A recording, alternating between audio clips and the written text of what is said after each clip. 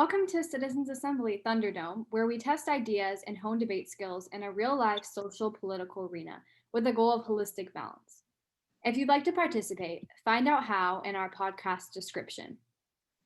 Let's start with a round of introductions from our panelists. We've caught about 30 seconds apiece to tell our listeners a little about ourselves and what's on our mind at this moment.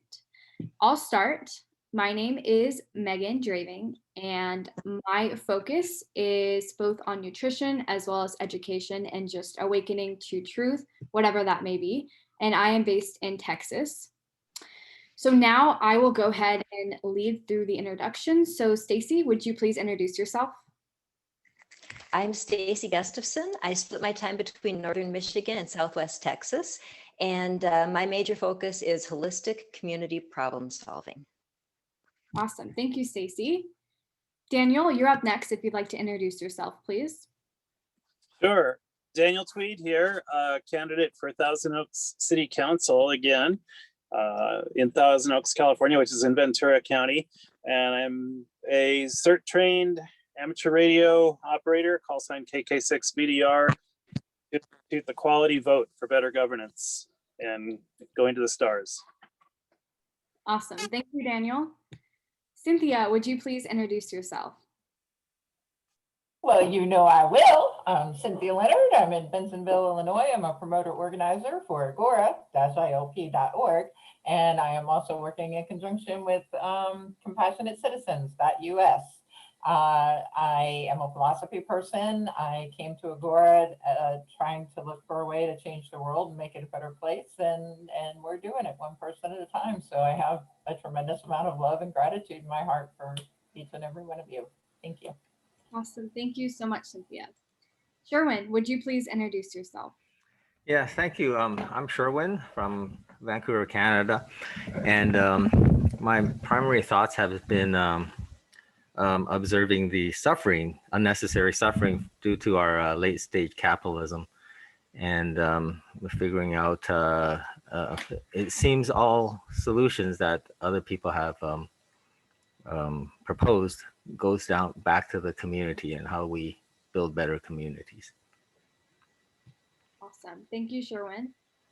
Cezary, would you please introduce yourself? Heck yeah. Happy anniversary, International Logic Party. 3 years of keeping it real rational. And we're celebrating with the release of Egora expansion with added new functionality. A lot of new functionality. It's 3 times more power and 20 times more fun. So yay, it's fantastic. It's such an exciting day. That is very exciting. Thank you so much, Cezary, for introducing yourself. And happy birthday to the International Logic Party. So now I'll go over to Alex. Would you please introduce yourself? Yeah, hi everyone. My name is Alex. I'm currently located in Chicago, Illinois. I'm interested in new solutions to old problems, and I look forward to hearing the content of tonight's discussion. Awesome. Thank you so much, Alex. Kevin, would you please introduce yourself to the group? Hi there, I'm Kevin. I'm calling in from just north of Toronto. My interest is in pre-colonial governance and philosophy, and blending that with new tools like Egora and the International Logic Party to change the planet. Thank you. Thank you, Kevin. Ilya, would you please introduce yourself to the group? Yeah, hello, my name is Ilya Dorosh. I'm from Kiev, Ukraine. I'm a game developer, and my interests are in markets, voting, and this blockchain and crowdsourcing, AI. And my main concerns as activism are public health, environment, and aging. Awesome, thank you. It's nice to meet you, Ilya. I don't believe we met before. Nice. All right. Ramses, would you please introduce yourself to the group? Sure, Megan. My name is Ramses. I live in Montreal, Quebec, Canada. I'm a computer scientist, and my interests are logic and human rights. Awesome. Thank you so much. So now we'll go to Joe. If you could please introduce yourself if you're with us. Looks like he kind of disappeared. So we'll give him 5 seconds. All right, 5, 4, 3, 2, 1. Well, if he comes back, then he can introduce himself, or he can write a little intro in the chat. So now we'll go over to Tommy. If you're there, would you please introduce yourself? And Tommy, you're on mute and we can't see your camera, so I don't know if you're talking. I'm talking. I was trying to read off what I had put over here. Let me go back over there. So hopefully y'all can hear me. We can. Okay, cool. Yeah, my name is Tommy Weir. I live in Indiana, city of First, Kokomo. If you want to find out what more that's about, just look up city of First, Kokomo, and you'll see why historically. But I specialize in basically energy medicine, fitness, emotional intelligence, and nutritional balances. My passion is community healing and restoration, unification of all cultures and nationalities, and continual research and practice in the highest human potential, longevity, and immortality. That's me. Awesome. Thank you so much, Tommy. So one more time, I'll see if Joe is there. If not, we can either skip him, or if somebody wants to, who knows Joe well, wants to give a quick introduction for Joe. Anybody like to do that? Joe is in Fairfax, California, and he is co-creator of The Crucible, and we're just happy to have him with us tonight. Hope you can join us a little bit later. Thanks, Joe. Thank you, Staci, for introducing Joe. Now, before we move on, did anybody not get introduced? No? Okay, awesome. Well, thank you all for coming here tonight. Really happy to have you all here. So we're going to move on to the presentation today, and I will be presenting my idea, which is eat meat, be healthy, and save the environment. So this idea will be written up to share with others in Egora, the worldwide stock market of ideas, at egora-ilp.org. Egora is an online platform where people from all around the world can turn their ideas into policy to build a better world. So now I'm going to start screen sharing this idea, and I will reading. It's a tad bit long, although I'm going to try to keep it short so we have time for discussion. And I don't have access to share my screen. Would either Cezary or Staci be able to allow that, please? So sorry about that, Megan. No problem. Here you go. Awesome. Thank you.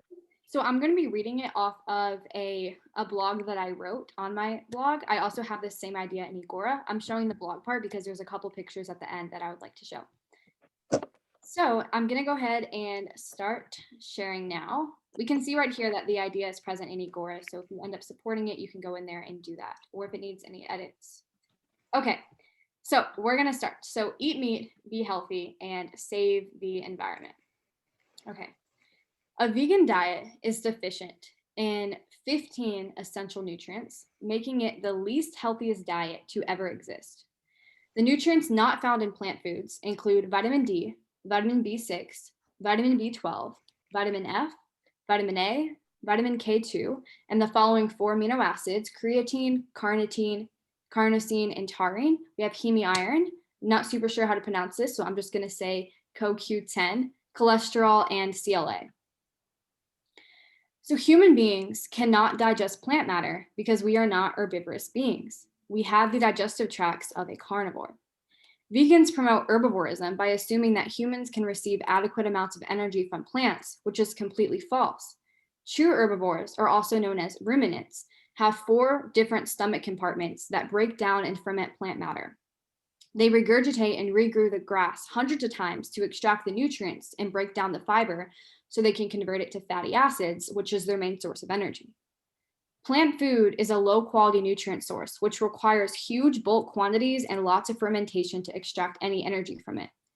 Humans simply don't have the digestive apparatus and the specialized microbes to break down plant matter. In fact, our bodies are designed to break down meat. Our stomach pH is around 1.5, which is highly acidic, even more acidic than most carnivores. The only thing that's any more acidic would be vultures and other scavengers. On the other hand, primates and herbivores have pH levels of around 4 or higher, which on the logarithmic pH scale is hundreds of times weaker than that of humans. A strong pH level is an indicator of a carnivore. It's ideal for breaking down meat, and it also plays a vital role in the lives of carnivores and scavengers because it helps kill pathogenic bacteria and parasites on contact before they even enter the system. In addition to the fact that humans can hardly even digest plant matter, plant foods are extremely unhealthy and toxic. Plants don't want to be eaten, so they've developed a variety of harmful toxins called anti-nutrients. While some plants are capable of causing death within minutes, others have a slower and a less pronounced effect. But all plants will lead to long-term health issues because plant foods contain toxins which bind to the nutrients and prevent absorption. These are called anti-nutrients, and very common anti-nutrients that are found in plant foods are phytic acid, oxalates, which bind to the kidney and create kidney stones, lectins, sulforaphane, and nitrogens. These can be found in potatoes and whole grains, leafy greens, cruciferous vegetables, the list goes on. The toxicity of plants to humans is actually quite obvious if you break it down, because no human would ever want to eat plants in their raw form. The only way you could ever eat them is if you cook them to death or season them with spices and dressings to cover up the taste because it's so horrible. This is a direct sign that the body does not want to eat plant foods.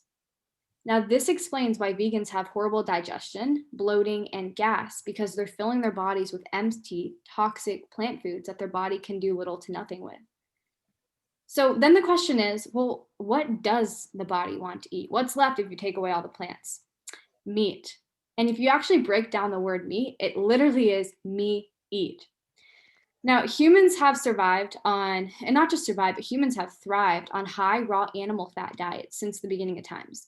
This is never going to change because nature doesn't change. Animal fats are extremely, extremely healthy for you because your entire body is composed of saturated animal fat and cholesterol. It's present in every single cell of your body. We need the fat-soluble vitamins like vitamin A, E, K2, D3, B6, and B12, none of which are present on a plant-based diet, for proper cognitive function because the human brain is made of almost entirely saturated animal fat. Now, there's this idea that red meat leads to heart disease and cancer, and it's a complete lie. Human beings in nature never struggle with chronic illness because they ate and they lived naturally. So as an example, some of the healthiest people on the planet today are the indigenous tribes like the Maasai, the Haudenosaunee Bushmen, the Tismain, the Inuit. They eat a diet composed 80 to 90% of raw meat, blood, and eggs.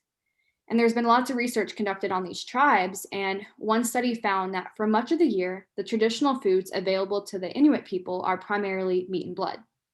The Inuit do not become obese when eating their original diet and don't develop type 2 diabetes. Their teeth and jaws are better formed than those eating the standard American diets. Now here's where it gets interesting. Beginning in the 19th century, small amounts of imported grain products and processed foods started creeping into the Inuit diet, and that amount has continuously increased. The result is that the health of the Inuit has slid downhill markedly since the addition of plant foods, with diabetes, obesity, and other chronic illnesses becoming common in the groups consuming the processed foods. There were no issues when they were eating raw meat, blood, and eggs, but as soon as you bring plants in, you have chronic illnesses. These studies also don't take into account that most people, I think we all can agree, are not eating just raw meat or eating regular meat. They're eating burgers with buns, potatoes, fries, chips, sandwiches with bread, more fries, more chips, and all these carbohydrates. There's no real way to actually measure that red meat leads to heart disease because it's combined with carbohydrates and vegetable oils, which are non-existent in nature. Now, it's clear that the health epidemic in the world is not due to meat because it's been around for centuries, but rather due to the relatively new addition of plant foods into the human diet, which has proved catastrophic to its role in the development of heart disease, cancer, and other chronic illnesses. Now, in addition to being destructive to human health, the vegan diet is also responsible for the destruction of the environment. Monocrops kill over 7.3 billion animals a year on average. So in 2003, there was an Australian study, and it found that traditional veganism could potentially lead to more animal deaths than a diet that consists of free-range beef and other carefully chosen meats. Now, I find it interesting how vegans will march at rallies to save the lives of cows, pigs, and chickens, but seldom consider the millions of skunks, mice, snakes, birds, rabbits, and entire ecosystems that are being wiped out to produce plant foods. Not to forget, the production of soy and other processed vegan foods are extremely harmful to the environment. The global production of soybeans and palm oils account for 90% of the global vegetable oil production and are used in processed foods, industrialized animal feed, and non-food products. So a report by the UK Sustainable Food Trust suggested that vegans and others who buy milk substitutes made from soya for their latte, their cappuccino, cereals, whatever, are also harming the planet, and they would do better to switch to milk from cows if they want to help make a more sustainable planet. And now we kind of near into what's the solution? Well, amazingly, there's a practice called regenerative farming. And this is a conservation and rehabilitation approach to food and to farming. And it completely discourages the use of industrial feed, industrial tools, fertilizers, and machinery, and instead promotes thriving local family enterprises, luscious land, healthy animals who can truly live freely like animals on open pasture, and nourished customers who are eating clean food produced no more than a few hundred miles away. Regenerative farming also builds soil health, it lowers carbon emissions, it promotes biodiversity, it literally brings entire ecosystems back to life. Now, this type of farming is not only the most sustainable, but it's also the most natural, taking us back to our roots as animal foragers and domesticators. Thousands of years ago, there were no supermarkets because the people hunted for and raised their own food, making use of the entirety of the animal, meat, blood, bones, and skin. Thousands of years ago, there were no foods shipped in from other countries thousands of miles away because people made use of the local abundance right in front of them, and they lived in synchrony with nature. Thousands of years ago, there was no such thing as a vegan because they'd wither away and die in the winter when harsh temperatures destroyed the crops, their only food source. I know Staci and I experienced that here. I don't know if you noticed, but at the farmers markets, all the produce farmers are just, they have nothing because the Texas freeze completely destroyed all their crops. And no human today either could ever actually be completely vegan because they were raised on animal milk. And so there's actually, many cases, unfortunately, of babies that were never given breast milk, no animal nutrition, and they're dead. Now, I can agree with vegans on one thing. Industrial farming is an unnecessary practice. It's harmful to the animals, to the environment, and the people who are consuming unhealthy meat. However, industrial farming can be easily excused because there's another option. We don't have to forgo human health and abuse our own kind by abandoning the diet that nature gave us and eat plants, but rather we can raise our own food or support local family farmers who allow animals to live like animals. This promotes thriving, independent family enterprises, healthy land, healthy animals, and a healthy you. So I say eat meat, be healthy, be happy, and save the environment. And I want to show you some pictures that are taken. This is probably one of my favorite ones.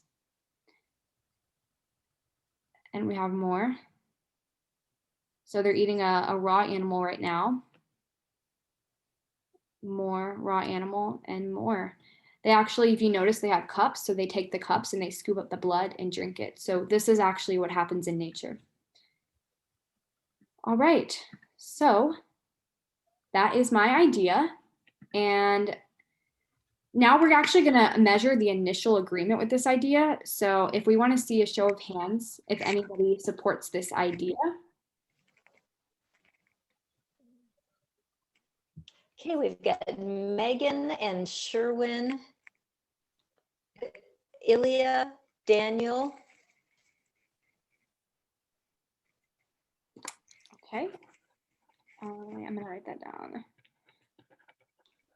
Did I miss anybody?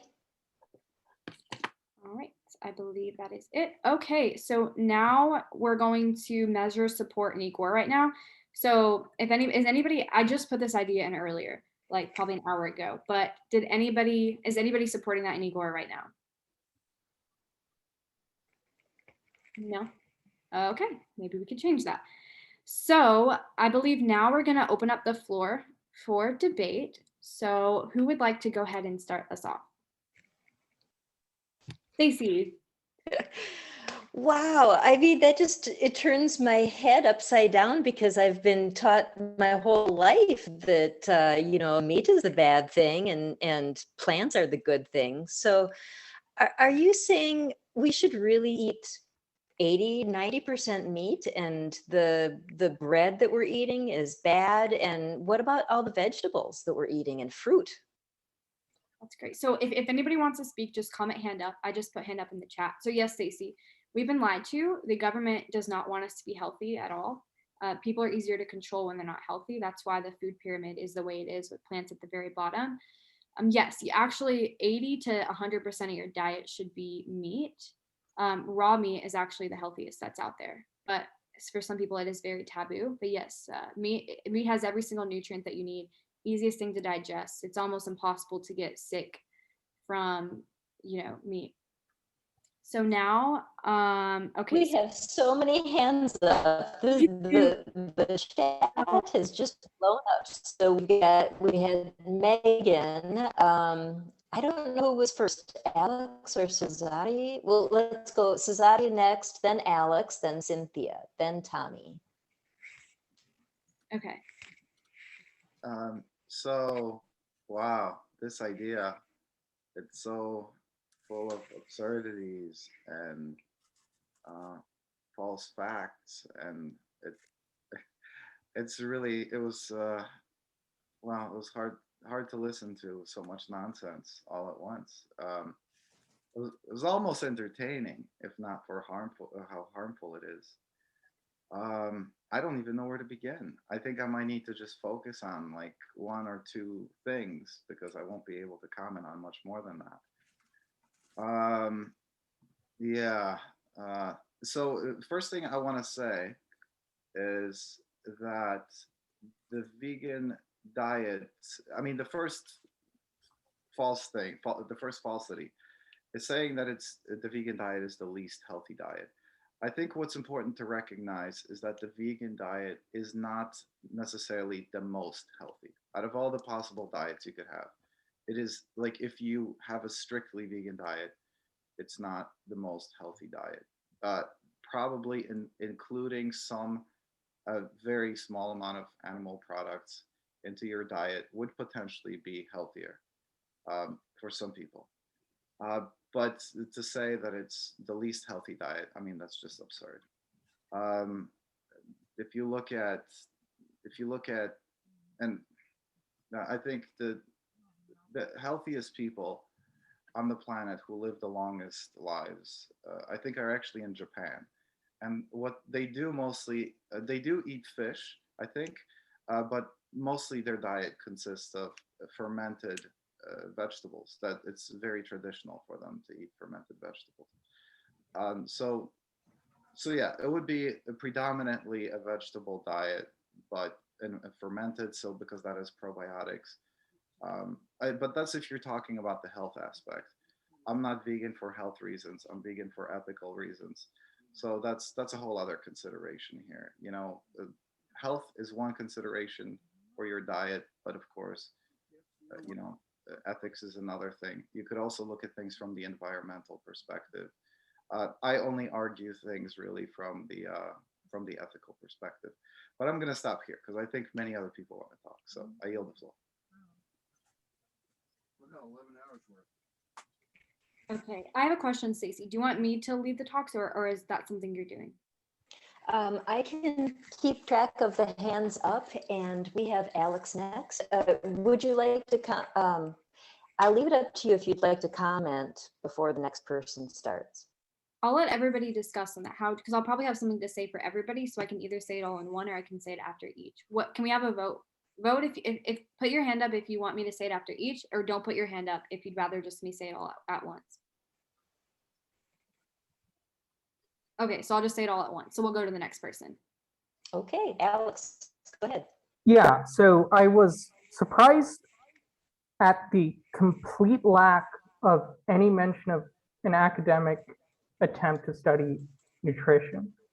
It is certainly a well-developed field, and there are many controlled studies who claim that it is not possible to draw a link between a certain dietary component and heart disease. That's simply not true. It ignores a lot of the statistical methods out there. We can control for red meat intake and scale it proportional to energy consumption and other dietary components. Such techniques are well established. Moreover, you claim that the pH of a person's stomach has something to say about what diet is the most healthy for them, while ignoring the fact that human teeth are part designed for carnivorous diets and in a large part designed for vegetables. You also claim that the Inuit health crisis currently is caused by their diet change, but their whole lifestyle changed when they came in contact with Western settlers. So I think it's very difficult to distill your argument from, all of these, as Cezary put it, inaccuracies and deficiencies.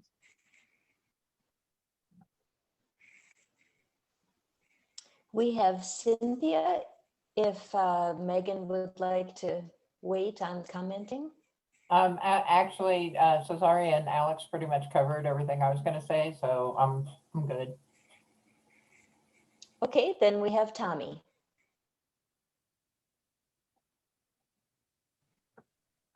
You're on mute, Tommy.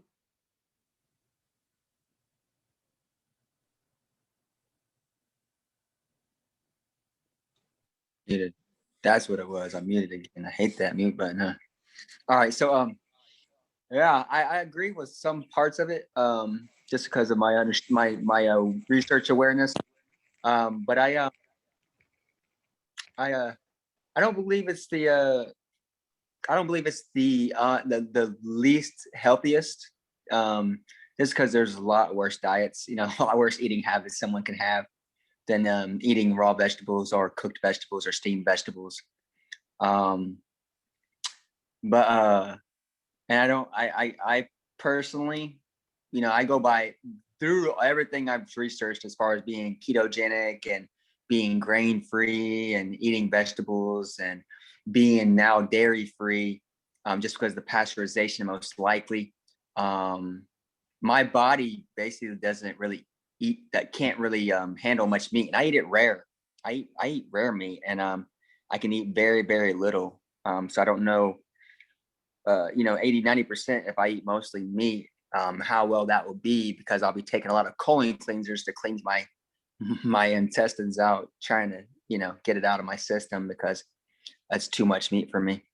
But I do really well with raw vegetables. Actually, I feel my best. I'm my healthiest now eating raw vegetables and no dairy and no grains and very minimal meat per month, and no fruit, basically, nearly. So that's been pretty much for me optimal now. I eat, but I do get animal fats. I don't agree with veganism because of the animal fats. I believe there's tons of minerals and trace minerals and everything inside of animal fats that is needed, that I can't get in vegetables alone. And I don't think I get in meat either. I think animal fats has its own ball game, of nutrients.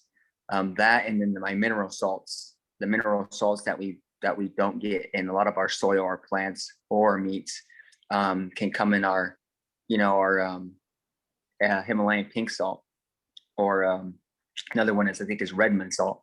But there's tons of minerals in those without having to get supplements to make up for, the loss, because of the, poor soil nutrition and poor plant nutrition and poor meat nutrition that's in most of our sources that we have in the stores.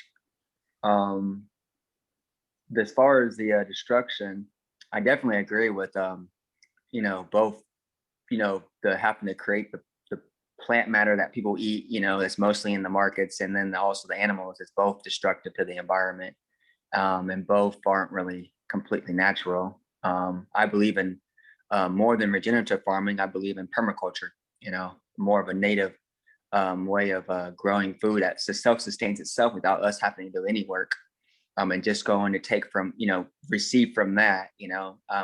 I do know about biotoxins and anti-nutrients, but there's also ways to prep the food to reduce those harmful anti-nutrients and phytotoxins, such as sprouting nuts, seeds, sprouting your grains, sprouting your beans, whatever you're eating. Basically, it's based on fermentation or sprouting to basically eliminate those anti-nutrients and phytotoxins that are in plants. So either way, animals and plants both are going to give off bad emotion. So there's no way around that for me. The way that I've learned based on studies is gratitude, showing gratitude for whatever you're eating. That helps shift the emotional vibe of both the plant or the animal. Sounds kind of weird if you're not familiar with it, but that's just the way, you know, they both give off, you know, fear. They both give off fear. So there's no way around that really. It's still putting toxins in the body if you don't know how to embrace and show gratitude for your food. And I think I've covered different things, but yeah, I don't fully agree with the idea of, I do agree with parts. And the main part of the veganism is, you know, based on my listening to my own body, I come down to everybody's different. Every single body is different. No doesn't mean give you justification to go eat junk food or or just have an imbalanced diet. They don't give you no justification for that. It's about listening to your body, eating what's going to help you be healthy, which is going to make basically lose weight to become, you know, a normal weight size. Build your mental clarity and concentration and focus, whatever's doing that, whatever's giving you a positive mood as far as emotions and stability, you know, so you're not everywhere being angry and stressed out and anxiety. So Okay, Tommy, I'm so sorry to cut you off, but we've got some people giving the sign, and I know that you can't see that with your iPhone or with your phone. Okay. I thought I was only talking like for 5 minutes probably. I think we usually do about 2 to 3. Oh, I didn't know that. All right, that's cool. So sorry. We'll get you on the downside there. All right, so we have Megan next. Okay, so I'm going to comment first on veganism being the least healthiest diet. Maybe I should replace the word with least nutritious, which is still, they're both synonymous, but it's something, it's indisputable. No other diet lacks 15 essential nutrients. Technically, somebody who eats McDonald's every day, they're still getting more nutrients than a vegan. They're probably going to contract heart disease faster just because the such, you know, quantities of vegetable oils and processed carbohydrates they're eating. But the point is that a vegan diet lacks essential nutrients. You can't find them in nature. The vegan diet is something relatively new. It's completely unnatural. Now, most of the vegetables that everyone on this call eats don't actually exist in nature. And look into it. It sounds crazy. I was in everyone's shoes here when I heard this. I heard this stuff when I was still vegan. I was vegan for 9 months myself, so I have my own experience with it. But these vegetables, yeah, they don't exist in nature. You would never go out in nature and see a field of squash, zucchini, or potatoes. It's completely non-existent. The very few vegetables that do exist in nature, such as, you know, wild carrots, are so different than the carrots today. In fact, the wild carrots are so toxic, they actually make people extremely ill and kill people. You can look into it. So the veggies that we have today are extremely genetically modified to try to take away some of the anti-nutrients and cover up the taste, but it's completely fake food that's being eaten. Now, there's plenty of studies to talk about and to back up nutrition. Doctors actually are not qualified at all to learn nutrition. Most of them actually know nothing about nutrition. They think that saturated animal fat is bad, which is, it to me, I laugh at it because how can something be bad that literally makes up every single part of your body? And I want to show you guys something. So just picture format. I mean, you can look into this is Vegan's Epitome of Malnourishment, but I want to show you something on here because I have something called part of my vegan story, and I just want to show you so you can see. So this is what veganism did to me. This was me 9 months after veganism. I had no makeup on in that picture, so I compared it to one after a year of a high animal fat diet, and I had no makeup on in this picture as well. You can already see this. You look more alive and more revived. Now this one too, we have after 9 months of veganism. I had makeup on in this picture, face makeup, but you can still see I had breakouts on my skin.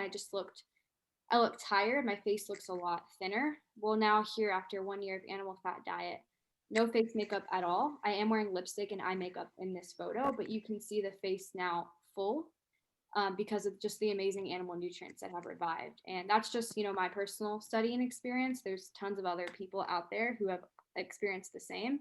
Other thing that I will mention, because I saw in the comments, somebody mentioned something about environment. And the one thing I want to say, and then I'll be done with this, does anybody know how many, and just in the United States, how many pastured land is available? Raise your hand if you do. Okay, well, there's about 524 million acres of pastured land in the United States.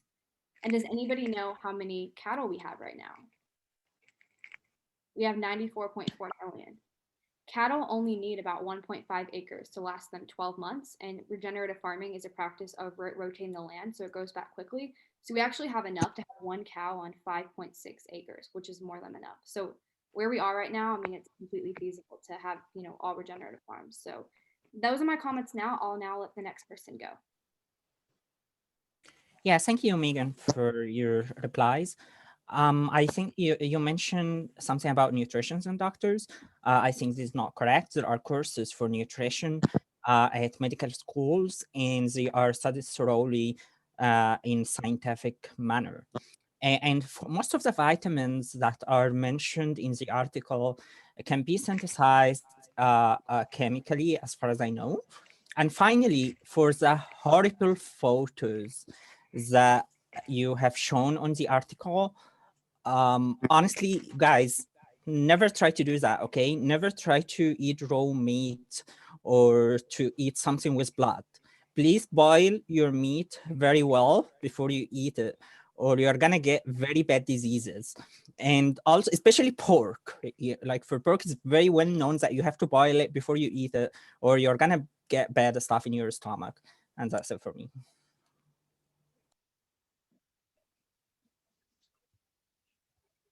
Kevin, you can go. Yeah, I don't even know where to start. I believe that there are micro solutions that are also needed to go with macro solutions. So I'm not completely disregarding what you're saying. However, to consider shifting a major amount of a population into something of that magnitude is just completely unrealistic, unsustainable. You just couldn't do it in the context of how much effort and water and everything that's needed to raise animals versus raising vegetables in a context of a limiting future and a changing environment where you're going to have to be growing vegetables indoors. And there's science that's proving that already. So I just don't see how any of what you're talking about can be sustainable at any scale. In my area, the indigenous people talk about three sisters, and three sisters were beans, squash, and corn. And those three crops planted together, they grew harmoniously as the beans grew up the corn stalks, and the squash killed all of the weeds at the ground level because the leaves killed that for the corn to grow, and they all grew harmoniously. So they've been doing that for 10,000 years, maybe more. So that's where I'll leave that. But I do believe that there is some elements of what you're talking about make sense, but just not many.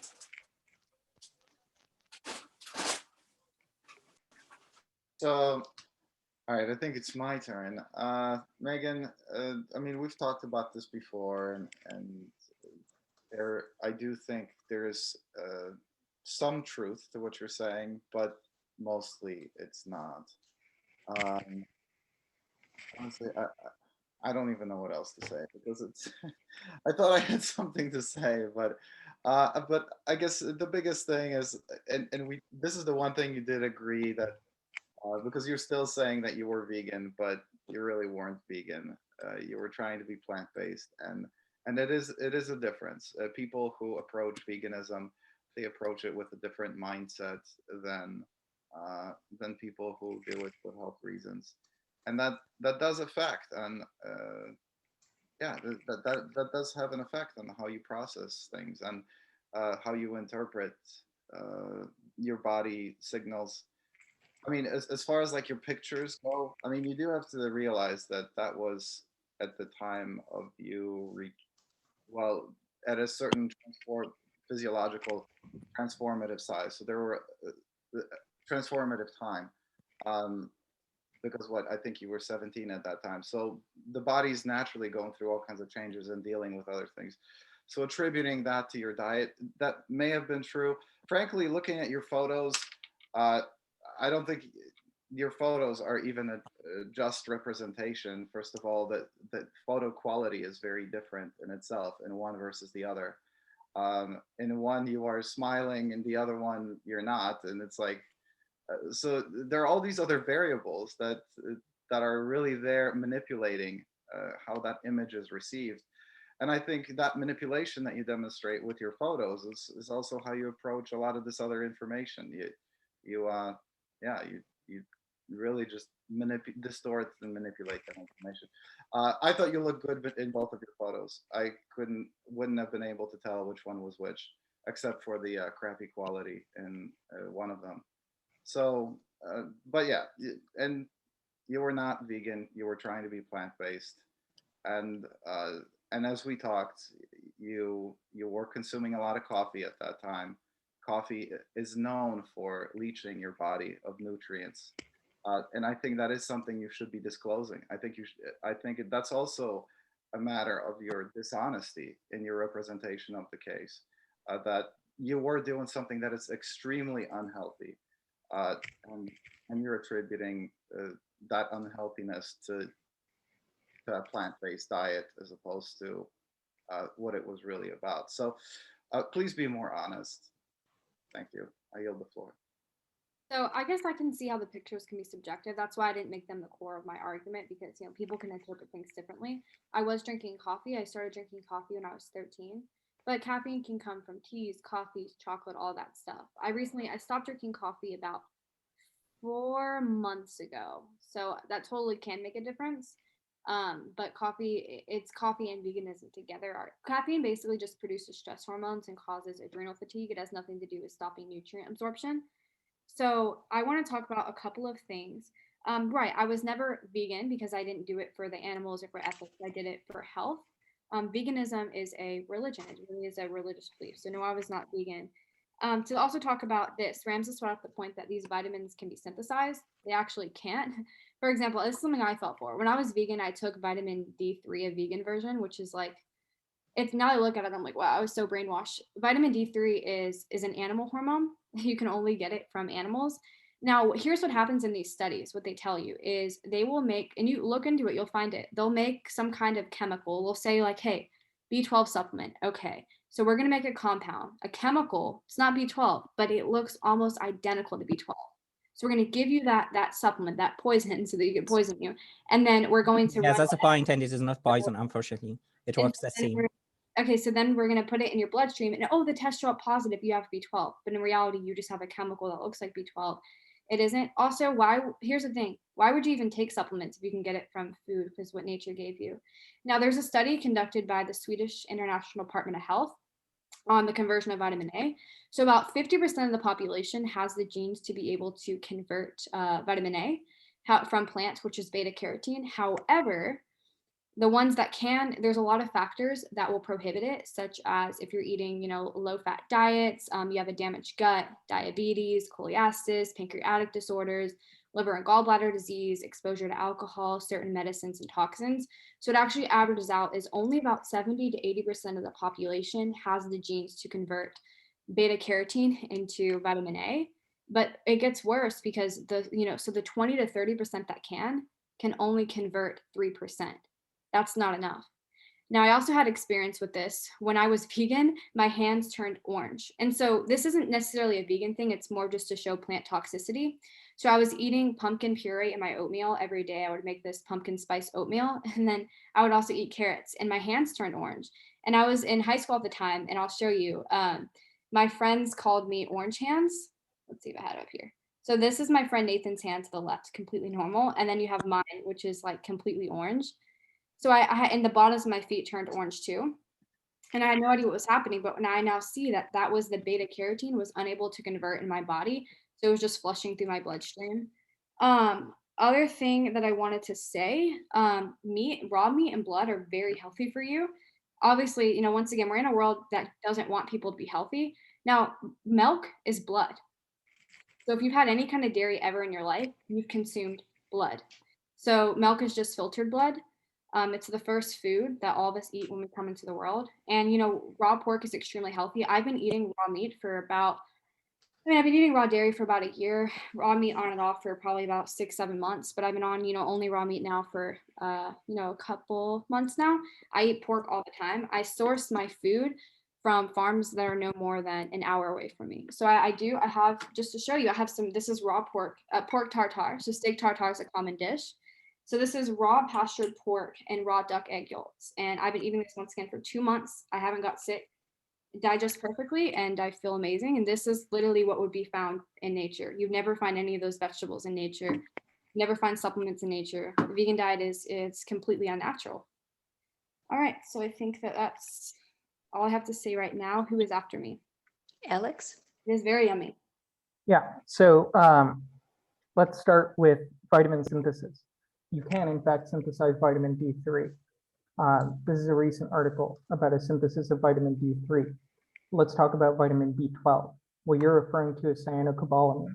It has a CN minus group instead of an OH minus group. Sorry, for preface, I'm a chemist. Cyanocobalamin is endogenously turned into hydroxycobalamin by enzymes that you have in your body. It's only produced because it's more stable and it's more cheap to produce than hydroxycobalamin. You can definitely make hydroxycobalamin. We've been doing it for decades. Next, you bring up this fact about vegetables being like genetically modified over the last hundreds of thousands of years over which they've been grown domestically. And I completely agree with you. This is a fact. But let's not pretend that the cows that we grow on a farm are in any way genetically the same as the cows that exist in the wild. Neither are the chickens and neither are the pigs. As soon as you start breeding any animal, any living thing outside of the conditions that it's exposed to in the wild, you impose evolutionary requirements on it that cause genetic changes over time. This is not something to be afraid of. Next, evolution doesn't optimize you to live the longest life. There's a reason why old people have low libidos. It's because evolution never thought they'd live that long, right? So it optimizes you for fitness, in other words, short, quick lives, and you die fast. So using evolution as an argument that you're evolutionarily designed to eat meat, fine, maybe if it makes you feel good, but it's not the reality. It doesn't make it the healthiest option. I am no vegan. I am not a vegan. I don't want to be associated with it. I ate, ground beef for dinner. I haven't eaten a vegetable in a week. But these are unscientific points. And I think you could do a lot better for yourself if you took the time to look at the scientific literature, because there are things that you're saying that are right and they're undermined by all of the junk. Yeah, thank you. Yeah, it's my turn. I just want to say, Alex, can you marry me, please? Like, this is a proposal. Yeah, seriously. Like, of course, I'm not an expert, and of course, I don't understand the whole thing. But your input, yeah, I really appreciate your input. And please correct me if I'm wrong. So my understanding here about synthesis, of course, I was wrong when I said it can be synthesized. I'm sorry about that. Yeah, when you synthesize chemical compounds that are similar in effect and in structure to the chemicals that you are trying to synthesize or create. So for example, as I'm a transgender, as you know, guys, and I spent some of my time in transition taking estradiol. And estradiol is not exactly the estrogen that all the females here generate naturally, okay? It is a similar component, a steroid, and it is synthesized, okay, in the factory. However, it exactly works the same. Like you can imagine, it exactly works the same. And I started to get all the effects that you get from estrogen. So I think the point here, it's okay to have steroids, and research shows you the good side and the bad side. So if you don't show any side effects, you can continue. If you show side effects, you can stop, and that's it. I think I'm next, is that right? Yes, go ahead. We don't have any other hands up right now. Yes. I do want to say, I know we're going longer. Does anybody object to that? Because we're supposed to end at 8. We do need to wrap it up pretty quick. Start for closing remarks after your comments. Okay, so what I'm going to say, yeah, I of course, a lot of people are going to think, raw meat is gross. The thing I'll say is, you've never tried it. And that, I would say, is try to survive on the vegan diet in nature. It's impossible. This is what you would find. Also, yeah, rare meat is very good. now that eating raw, like I never want to eat cooked pork again. Just the difference is it's just especially in taste, you feel the nutrients. So I want to talk a little bit about conversions too. Technically, yes, you can get vitamin D3, the sun, your body can make it. However, you have to have enough cholesterol in your body to be able to do that, because vitamin D and cholesterol go hand in hand. They're both also in every single cell in your body. There is no cholesterol on a vegan diet. So cholesterol is found in, raw meats. Raw organ meats are actually supreme. Of course, raw dairy, which is blood. So if you don't have adequate amounts of cholesterol, it's going to be very, very hard to convert that, especially if you don't live in a place that's super sunny. Some parts of the UK, Alaska, it's completely unnatural. Also, I am aware that, a lot of animals are genetically modified. However, most of that actually makes up the industrialized farming. I don't support that whatsoever. I buy none of my food from industrial farms. So there's actually a breed called heritage. So heritage pork, heritage chickens, that are exactly like how they were when they were found in nature. The only thing that's different is that they are domesticated. So I would really recommend looking into that. Cows have been, unfortunately, most of the industrial milk is A1 protein. It's supposed to be A2, which is the same found in, in human breast milk. So I think that is all. Those are the only things that I wanted to comment on. Oh, like the last thing I really wanted to say is just, the really points I want to hone in on is vegan diet's completely unnatural. Vegetables don't exist anywhere in nature. How in the world would you survive on that? And why would you ever want to take supplements and support big pharma when you can get everything that you need from your diet? Which is how it should be. And I guess we'll wrap up now. I love talking about this, so feel free. I'll put my email in the chat if anybody wants to reach out. So we are going to go ahead and wrap up. And I think now the next step is to take another vote to see if anybody, who's still in agreement, if anybody has changed. So who is in agreement and support of this idea? Closing remark first, yeah? We do that first? Okay, I'm sorry. So we're going to go ahead and go into closing remarks, and then we'll talk about that. So I will go ahead and I will go to Alex if you'd like to say your closing remarks. Sure, I think you make some good points, but for me, it's completely undermined by the rest of the article. It's an interesting discussion, but thank you. Thank you so much, Alex, for your feedback. All right, Joe, would you like to tell us your closing remarks? Yeah, thanks for letting me come in at the last minute, and thank you for seeing the issue as different than the personalities involved. And I appreciate that you didn't take offense when I said I thought it was gross to eat raw pork, and I still do.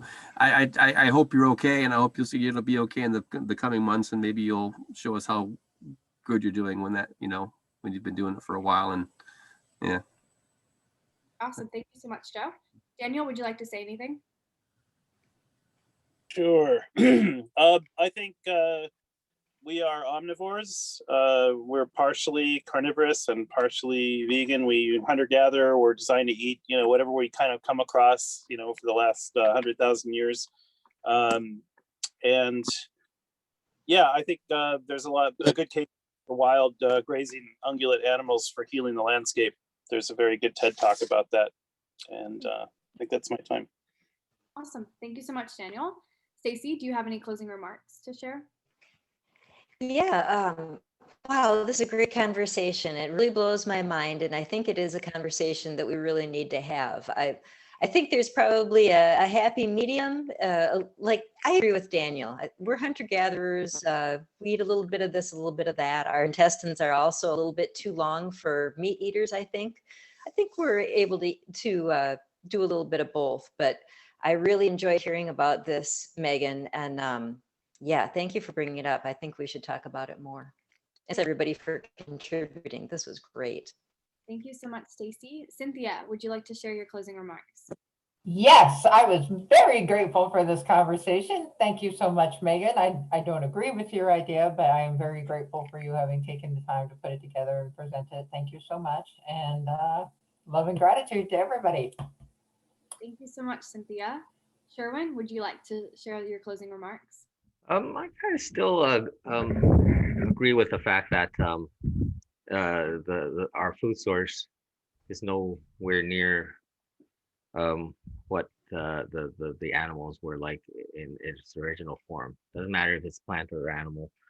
And whether, and I have no idea, like I really appreciate hearing all the different opinions. I have no idea whether there exists clean sources of pork. All I hear is pork is fairly dangerous eating raw. So be safe, Megan. All right. So Ilya, would you like to share your closing remarks? Yeah, actually, raw animal meat may contain viruses as well. That if that can, yeah, like some mutations can jump from animal cells to human cells accidentally. Okay, So thank stay you. safe. Oh, were you going to say something else? That was all? Okay. Thank you so much. Cezary, do you have any closing remarks? Meat is murder, milk is rape, go vegan, or at the very least, if you feel that you still need to consume animal products, at least give the animals a fair chance to live out a free life in the wild. So don't support any animals raised in captivity. On farms, or hunt for your own meat, and or pay someone else to do it. So at least the animals are not enslaved their whole lives. But go vegan, that's the best option. Thank you. So thank you, Cezary, for your closing remarks. I'm going to go over to Tommy. Do you have any closing remarks? Yeah. Definitely it's a good topic that you bring up, I don't believe in some of few of the things, as far as that, but I like it though. It's good. It's a good topic, and blood in your meat has made me actually feel a lot better. I don't there's nothing wrong with that, and you gotta either take the life of a plant or you gotta take the life of an animal, and you're doing the same thing for both ways. So that's not, to me, that's never the best argument, but yeah, that was a blessed meeting. I enjoyed it. Thank you. Thank you so much, Tommy. Ramses, would you like to share your closing remarks? Very well presented, Megan. Thank you so much. And as I mentioned already, it's surprising there's a difference between Megan and vegan is only one letter. However, you are refusing the whole thing. Also, I just wanted to point out to some logic fallacies in the chat. If you are reading the chat, one argument. No, wait, Daniel. I just need to say two things very quickly. One argument was that I didn't hear it, so it doesn't exist. Of course, it's not an argument, it's a logic fallacy. If you didn't hear it, then you don't know about it. And one last thing for vegans, actually, so if you want a substitute for milk, and I tried this myself, guys, sperm is awesome. And there is a lot of videos on YouTube about doing cocktails using sperm. So you can mix it with gin, for example, with beer. It's gonna be amazing. Just if you didn't try it, please try it because it is really full of protein. And that's it for me. Much, Ramses. Kevin, would you like to share your closing remarks?